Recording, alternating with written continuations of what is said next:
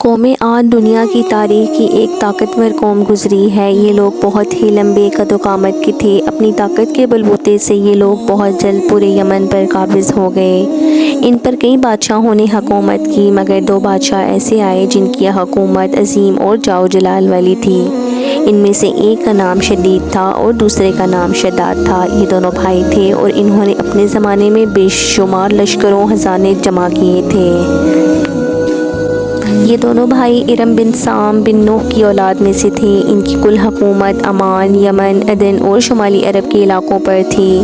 جب شدید کی موت واقع ہوئی تو پوری حکومت شداد کو مل گئی۔ اس نے تمام قبائلی سردار اور بادشاہوں کو اپنا مطیع و فرما بردار بنا لیا اور اس طرح پورے جنوبی عرب پر اس کی حکومت ہو گئی۔ یہی وجہ تھی کہ دنیا کے دیگر ممالک کے بادشاہ اس کے باجگزار ہو گئے۔ اس طلسط اور غلبے نے اس کو اتنا مغرور اور متکبر کر دیا کہ اس نے خدائی کا دعویٰ کر ڈالا۔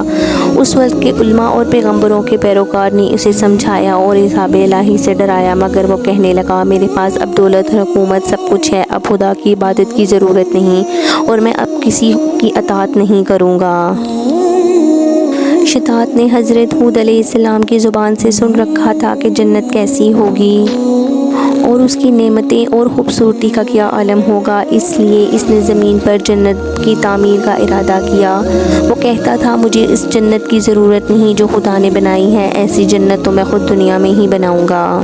لہٰذا اس نے 100 معتبر افراد کو جمع کیا اور ہر ایک کو 1000 آدمیوں پر مقرر کیا اور پوری دنیا کے ماہرین کو عدن میں آنے کی دعوت دی۔ اس نے اپنے بھانجے ضحاک کو، جو ایران کا بادشاہ تھا، پیغام بھیجا کہ جتنا سونا چاندی تمہارے پاس جمع ہے وہ فوراً میرے پاس بھیج دو۔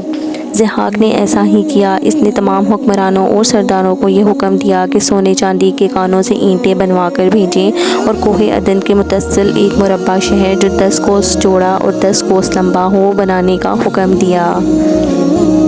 اس کی بنیادیں اتنی گہری کھدوائی کہ پانی کے قریب پہنچا دی، پھر ان بنیادوں کو سنگ سلیمانی سے بھروا دیا۔ جب بنیادیں بھر کر زمین کے برابر ہو گئیں تو اس پہ سونے چاندی کی دیواریں چنوائی گئیں۔ ان دیواروں کی بلندی اس زمانے کے گز کے حساب سے 100 گز مقرر کی گئی۔ جب سورج نکلتا تو اس کی چمک سے دیواروں پر نگاہ نہیں ٹھہرتی تھی۔ یوں شہر کی 4 دیواری بنائی گئی۔ اس کے بعد 4 دیواری کے اندر 1000 محل تعمیر کیے گئے۔ ہر محل 1000 ستونوں والا تھا اور ہر ستون جواہرات سے جڑاؤ کا کیا ہوا تھا۔ پھر شہر کے درمیان ایک نہر بنوائی گئی اور ہر محل میں اس نہر سے چھوٹی چھوٹی نہریں لی گئیں۔ ہر محل میں قوس اور فوارے بنائے گئے۔ ان نہروں کی دیواریں اور فرش یاقوت، زمرد، مرجان اور نیلم سے سجا دی گئیں۔ نہروں کے کناروں پر اس نے مصنوعی درخت بنائے گئے جن کی جڑیں سونے کی شاخیں اور پتے زمرد کے تھے۔ ان کے پھل موتی و یاقوت اور دوسرے جواہرات کے بنوا کر ان پر ٹانگ دیے گئے۔ شہر کی دکانوں اور دیواروں کو مشک و زعفران اور عنبر و گلاب سے، یاقوت اور جواہرات کے خوبصورت پرندے چاندی کی اینٹوں پر بنوائے گئے جن پر پہرے دار اپنی اپنی باری پر آ کر پہرے کے لیے بیٹھتے تھے۔ جب تعمیر مکمل ہو گئی تو حکم دیا کہ سارے شہر میں ریشم کے قالین بچھا دیے جائیں۔ پھر نہروں میں سے کسی کے اندر میٹھا پانی، کسی میں شراب اور کسی میں شہد و شربت جاری کر دیا گیا۔ روایتوں میں آتا ہے کہ اس جنت کو بنانے میں 300 سال لگ گئے اور شداد کی عمر 900 سال کے قریب تھی۔ باغ مکمل ہونے کے بعد وہ اپنے لاؤ لشکر کے ساتھ متکبرانہ انداز میں شہر کی طرف روانہ ہوا۔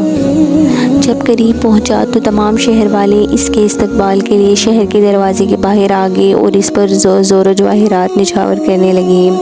ابھی اس نے گھوڑے کی رکاب سے ایک پاؤں نکال کر دروازے کی چوکھٹ پر رکھا ہی تھا کہ ملک الموت نے اس کی روح قبض کر لی۔ پھر حضرت جبرائیل علیہ السلام نے بڑے زور سے ایک ہولناک چیخ ماری کہ تمام شہر اپنی عالی شان سجاوٹوں اور محلات کے ساتھ زمین دوز ہو گیا اور اس کا نام و نشان باقی نہ رہا۔ علماء اور مورخین نے کتابوں میں لکھا ہے کہ بادشاہ اور اس کے لاؤ لشکر ہلاک ہو جانے کے بعد وہ شہر بھی لوگوں کی نگاہوں سے اوجھل کر دیا گیا۔